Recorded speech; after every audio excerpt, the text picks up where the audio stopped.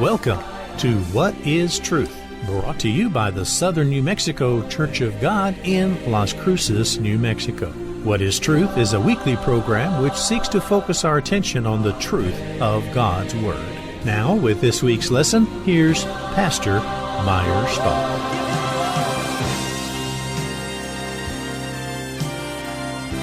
Welcome to the program. I'm Meyer Stahl, the pastor of the Southern New Mexico Church of God, bringing you the program, What is Truth?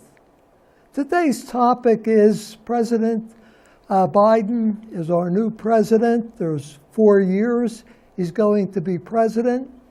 I'm making some predictions about the next 4 years under President Biden. Now, I wish him well, because if he does well and he brings us up out of this COVID-19 situation and jobs come back and the economy comes back, everyone's going to benefit. But as we go along here, we have some concerns. We want to voice those concerns today. So my purpose today is just to propose that we look at the concerns especially about the economy. What's going to happen with the economy in the next 4 years? That's important. It's important to you. It's important to me. So let's get started. But before we get started, we have 2 very important booklets that we want to share with you today. The first is Predestination, Does the Bible Teach It?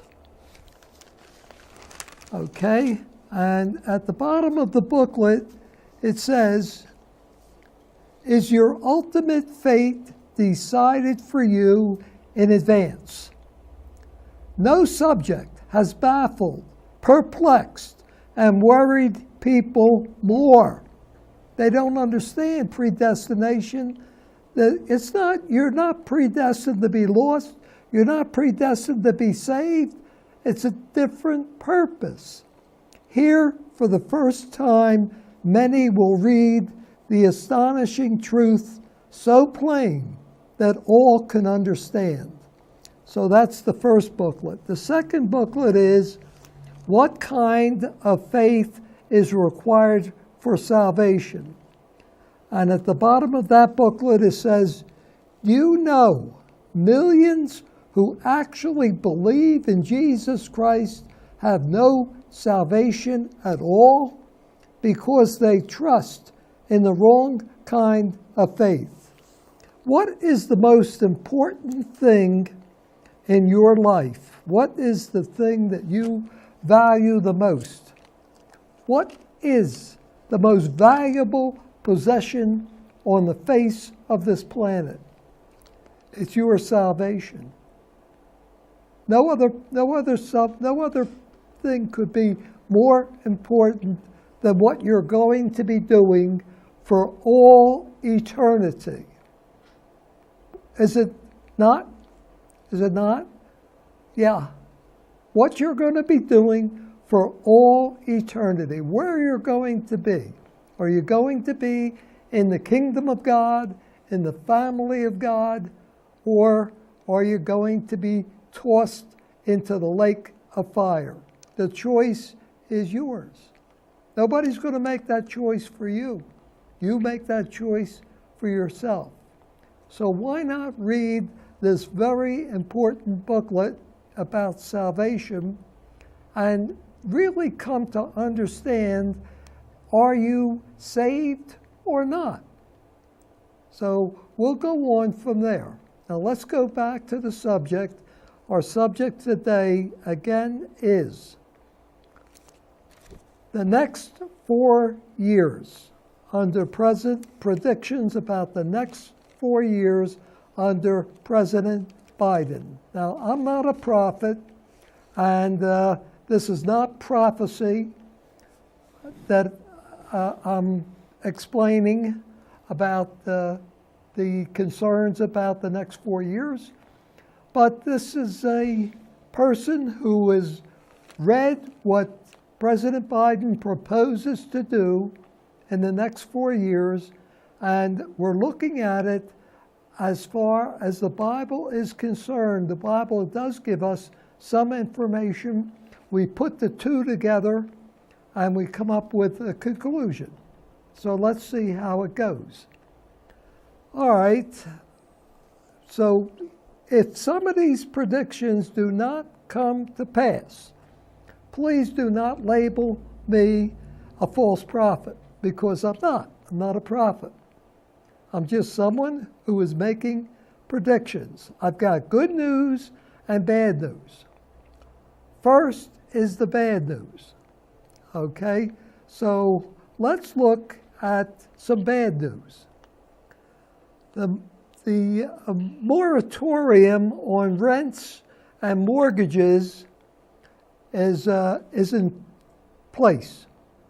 So someone who is unemployed, let me explain that. Someone who is unemployed and can't pay their rent, they cannot be evicted. And someone who is buying a home and has a mortgage and cannot pay the mortgage payments is not going to be going to lose their home. So that's a moratorium. Now the banks are that's foreclosure rather. I wanted to mention foreclosure. They're not going to be foreclosed. But the banks are going, and the mortgage companies are going to be pressuring President Biden to lift the moratorium so that they could get paid. They need money coming in. They need cash flow. They can't loan money out for new mortgages if they don't have that money coming back in. If it stays too long, if the moratorium stays too long, the banks will go bankrupt, and that's not going to happen. So what's going to happen once the moratorium is lifted? Well, people won't be able to pay all the back rents that they owe. They won't be able to pay all the mortgage payments they owe if they don't have a job. Millions of people are out of work. That means millions of people will be evicted from their apartments. They will be foreclosed from their houses, and they'll be homeless. They won't have a home. And more and more people will be living in tents or living in cardboard boxes, and it's going to be a terrible situation. So that's one area that's worrisome. That's worrisome to me. I went to a city and I saw people living in these big cardboard boxes that they packaged, that they put refrigerators in, refrigerator boxes, and they were living in them, and they were one right after another on a main street. And I saw people who had defecated right on the pavement. As I was walking, there was a pile on their pavement there, and it was horrible. So we're going to see more and more of that come to pass. Okay, so what did they do? What do these people who have homes that are going to be foreclosed on, what do? They take all their furniture and they put it in a storage unit. And they have to pay rent on that storage unit. Well, if they're not working, they can't pay the rent. So then the storage unit is going to be sold, and they're not going to have any furniture. This is a terrible situation. We need to look down the line and see how things are going to occur. One thing is going to occur. The second thing is going to occur on top of that. And the economy is going to crash at one point. One point, the economy will crash. And why will it crash? Because when you put more money out, when you buy more things, when you pay for more things than cash coming in, you can only keep that up so long. You could only go in debt so long. Our nation has been in debt for many, many, many years, and the debt gets larger and larger and larger. And the government borrows money through selling bonds, and when people stop buying the bonds, everything comes to a halt. So there'll be a day of reckoning when the dollar won't be worth anything. Now, I want to take you back. This is government. This is a government declaration that back in 1941, the purchasing power of the American dollar was pretty good. I can remember my mother. I was only about 6 years old, so you could figure out how old I am.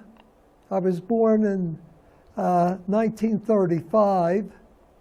So 1941, I could remember being a 6-year-old boy, and my mother complaining to my father that he expects my mother to feed a family of 4 with $1 a day.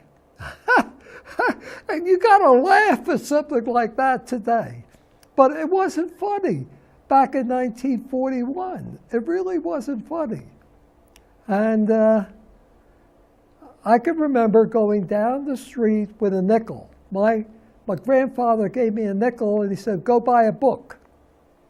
And I went down the street with that nickel to the candy store that was on our block, and they sold Breyer's ice cream there, and I got a sugar cone of Breyer's ice cream with one dip, one nice dip, and 1/3 of the dip on top of that dip for a nickel. I'm not kidding you. That was the cost. Now, compared to 1941's buying power, government made that clear that today's dollar will buy 3 cents, has a purchasing power of 3 cents. Is that incredible to you? You could check it out. It's true. Now, I went to Albertsons recently. I do a lot of shopping there. And I was looking for half and half. And Lucerne has half and half they were selling it for $1.99 a quart. And they were out of it. And I asked the manager when they would have it. He says, "Tomorrow." I says, "Fine." I came back the next day, and there was a quart on the shelf, and it was marked $1.49. From $1.99 to $1.49 is 50 cents. That's 25%. 25% in one day. It went up 25%. I was shocked. I was absolutely shocked. So we could expect prices to keep going up and up and up because of inflation. And when we come back, I'm going to explain more to you. We're going to take a short break. Please don't go away. I've got so much to share with you today. We'll be right back.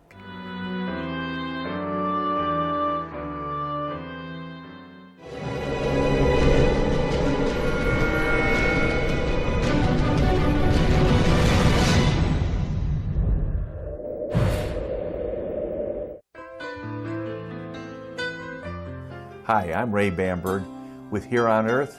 I would like to invite you for a free hearing evaluation to our office. We've been here in southern New Mexico for 34 years helping people hear better.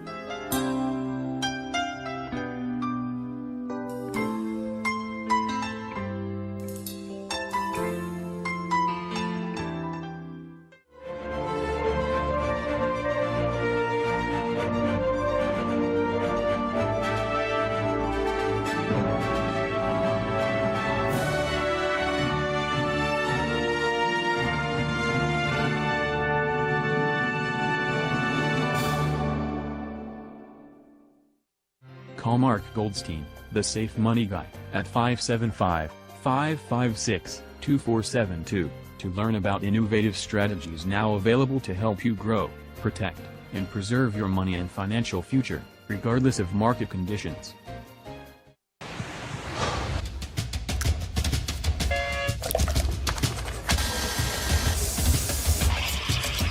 There you go. So great, you do all these different gears, like one hand. Okay. Nice. Some of the guys, not all.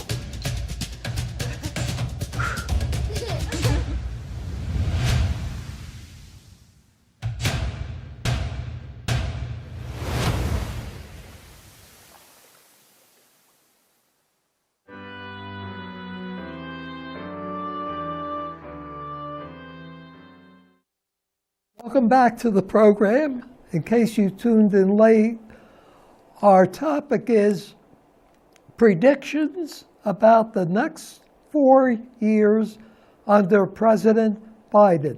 As I said before, I wish him well. I hope we come out of this COVID-19. I hope the economy comes back. I hope millions of people who have lost their jobs get their jobs back. I hope everything he's able to pull it off. I really hoping and praying for President Biden. Now, our show, it goes on YouTube. You can watch our show on YouTube. All you have to do is go to YouTube and type in, "What is Truth with Meyer Stahl?" What is truth with Meyer Stahl? We have about 500 programs, different programs that you could select from. You could watch them. You could watch this program, and you might want to send it to your friends and your neighbors, your family, and warn them about what's coming. Now, the Bible warns us. The Bible gives us a warning about what is coming with this inflation. So let's just look at it now. We're turning to Revelation chapter 6, verse 6. And we're going to read Revelation 6, verse 6. "And I heard a voice in the midst of the four beasts say, a measure of wheat for a penny, and 3 measures of barley for a penny. And see that you hurt not the oil and the wine." Now, what's that all about? Well, a penny is a denarius in the Greek. Now, Jesus gave an example of the owner of a vineyard hiring laborers, and he offered to pay them a denarius for working in his vineyard the entire day. So when he starts off in the morning, he hires these laborers, and they agree to work in the vineyard for 1 denarius for the entire day. And as the day goes on, he keeps on hiring laborers, and he keeps on giving them a denarius each for whatever time they spend in the vineyard. Well, that's a day's labor, and what you're buying with a day's labor is a measure of wheat. What is a measure of wheat? Well, if you have a sack of wheat and you hold your two hands out like this and you dip in that sack of wheat, as much as you could hold in your two hands is a measure. That's a measure. Now, you have to take that wheat and put it in a bag or something, take it home and grind it and make flour and then bake it, and you're going to end up with a small bread. Now, a small bread is not going to feed a family of 4. It's not going to happen. Okay? Now, that's talking about famine. That's what it's talking about. It's talking about famine. Very little to eat. And it says here, 3 measures of barley for a denarius. Well, those are 3 of the both hands scooped into the sack of barley, and that's probably a better deal than the first deal. And you could cook the barley and you could eat the barley. So that's probably what you'd end up doing. Now it says, don't hurt not the oil and the wine. That's don't spill it. It's very valuable. Oil is going to be very valuable, and wine is going to be very valuable. The average person won't be able to afford it. Now, do you remember about the Irish potato famine when there was a potato blight in Ireland and people didn't have potatoes to eat, and a lot of people were starving because that was the staple of the day in Ireland. And many people from Ireland immigrated to the United States because there just wasn't enough food to eat. Now, in Romania, my father came from Romania, and Romanians are called mamaligas. Well, what is a mamaliga? Mamaliga is cornmeal that's ground up, cornmeal, and a little bit of goat cheese and butter on top of it, and it's cooked. It's like a gruel. And so it's cooked up, and you eat it. Now, you would eat the mamaliga for breakfast. That was your breakfast. And you came in for lunch, and you got a bowl of mamaliga. And then you came in for dinner. Guess what you got for dinner? Yeah, a bowl of mamaliga.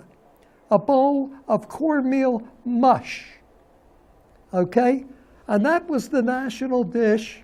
So they would call the Romanians, they would call them mamaligas. Because that's what they ate. That's all they ate. You know, can you imagine, can you picture in your mind that you're going to eat beans and rice every day? Beans and rice, beans and rice, beans and rice. Oh, you want to change?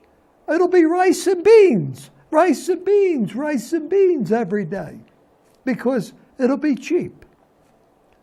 Now, that's what famine is. So we're going to turn to Matthew chapter 24, and we're going to look at verse 3.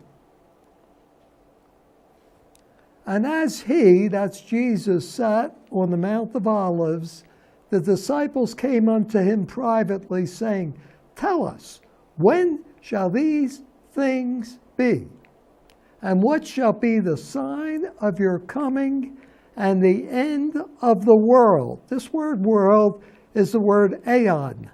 Aeon means age, the end of the age. And Jesus answered and said unto them, Take heed that no man deceive you. Watch out for deceptions. He says that right off the bat. And he tells us 3 times in this chapter to watch out for deceptions. And he says here in verse 5, For many shall come in my name, saying, I am Christ, and shall deceive many. That's the second time he talks about deception. And you shall hear of wars and rumors of wars. What is a rumor of a war? Well, the same word means reports of wars. See that you be not troubled, for all these things must come to pass, but the end is not yet. For nation shall rise against nation, and kingdom against kingdom. What's the difference between a nation and a kingdom? Well, a kingdom is a group of nations against a group of nations, like we had in World War II, the Axis and the Allies. And there shall be famines. Do you see that? You see the word famines? Jesus predicted famines. And pestilences. What's pestilences? That's what we have today with the COVID-19. We have a pestilence that's all over the world. And earthquakes in diverse places. All these are the beginning of sorrows. We're going to stop there. Now, I've got so much more to explain to you. I've got newspaper clippings about what President Biden is prepared to do. We're going to do that on next week's show. Now, remember, I'm not a prophet. I'm not giving you prophecy. I'm not making up any prophecy. I'm telling you what is going to happen according to what President Biden states here in the newspapers and what the Bible also tells. So we're going to do part 2 next week. Please don't miss it. We'll be right back. So until next week, this is Meyer Stahl of the Southern New Mexico Church of God saying goodbye, my friends. You have been listening to What is Truth with Pastor Meyer Stahl of the Southern New Mexico Church of God, located in Las Cruces, New Mexico. For copies of today's lesson or for more information, call area code 575-650-7359. That's 575-650-7359. Join us next week at this same time for another edition of What is Truth? Until next week, we wish you God's richest blessings.